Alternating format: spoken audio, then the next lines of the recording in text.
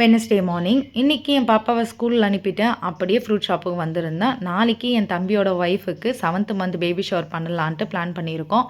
நானும் என் அக்காவும் தான் சேர்ந்து பண்ண போறோம். அதனால ஃப்ரூட்ஸு, வளையல்லாம் நான் வாங்கிட்டு வந்துடுறேன். அவங்க ஜடை, மாலை எல்லாம் வாங்கிட்டு வரேன்னு சொல்லியிருந்தாங்க.